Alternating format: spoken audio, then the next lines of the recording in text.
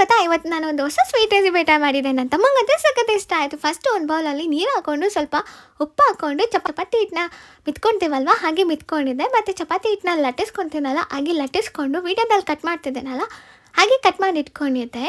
Next ಕುಕ್ಕರ್ಗೆ ಕಡಲೆಬೇಳೆ ಹಾಕ್ಕೊಂಡು 5 ವಿಷಲ್ ಕೂಗಿಸ್ಕೊಂಡು ಅದನ್ನು ರುಬ್ಬಿ ಸೈಡ್ ಎತ್ತಿಟ್ಕೊಂಡಿದ್ದೆ.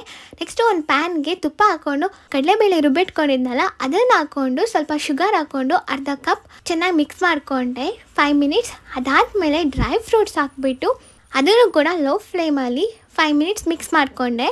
ಸ್ಟಫಿಂಗ್ ರೆಡಿ ಮಾಡ್ಕೊಂಡು ಅದು ಆರಲಿ ಅಂತ ಸೈಡ್ ಎತ್ತಿಟ್ಕೊಂಡಿದ್ದೆ.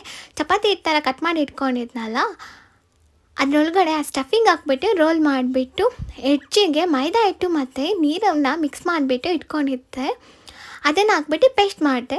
ಅದಕ್ಕೆಲ್ಲದಕ್ಕೂ ತುಪ್ಪ ಹಾಕ್ಬಿಟ್ಟು ಓವನಲ್ಲಿ 180 ಡಿಗ್ರಿಯಲ್ಲಿ 5 ಮಿನಿಟ್ಸ್ ಬೇಕ್ ಮಾಡಿದೆ. ಅದಾದಮೇಲೆ ರೆಡಿ.